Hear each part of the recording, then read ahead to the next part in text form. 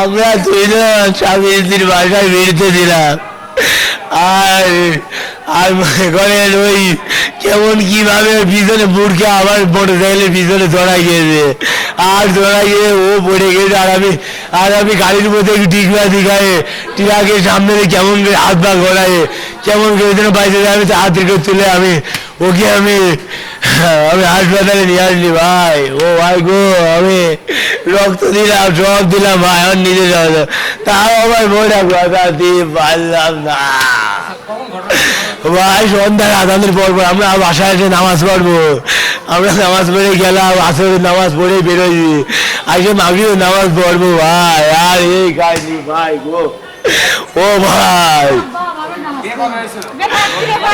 ভাই গতকালকে বিয়ে হয়েছে ভাই গো,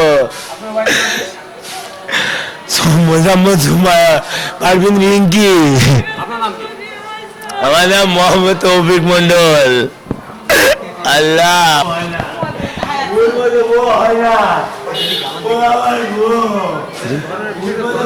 এখন ঘটনা আমাকে হচ্ছে তার মামাতো বোন ফোন দিল, বিয়ে অবশ্য হয়েছে গত রাত্রিরে। তারা হচ্ছে দুজনাই সম্পর্ক ছিল, তার পরিবারের থেকে মানে মেয়ের পরিবারের থেকে হচ্ছে আর কি মানি নাই।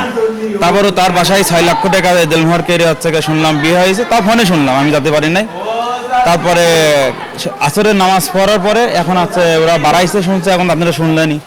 তো বাড়ানোর পরে এখন হচ্ছে বলে বোরকা পেছায় যা মোটর সাইকেলের থেকে পড়ে যায়, পড়ে গেলে পরে হচ্ছে আঘাত লাগে। তো ও বলে শুট করেছে যে হচ্ছে মাথায় লাগেছে নাকি, ও বলেছে না মাথায় লাগেনি, পেটে লাগেছে। কিন্তু তারপরে তো এখন আসে দেখছি যে নাক দিয়ে রক্ত বেরাচ্ছে, মারা গেছে। মারা যাওয়ার পরে আমরা অবশ্য আসলাম, মারার পরে আমরা খবর পাইছি, এইটুকুই, তাছাড়া জানি না।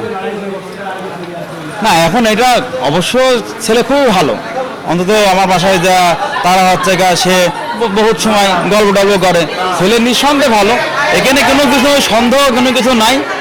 যেহেতু সম্পর্ক করে বিয়ে করেছে, কাল আজকে বিয়ে করেছে, এখানে তো কোনো কিছু নাই। আজকে গতকালকে বিয়ে করেছে, আজকে ঘুরতে যা এই অবস্থা।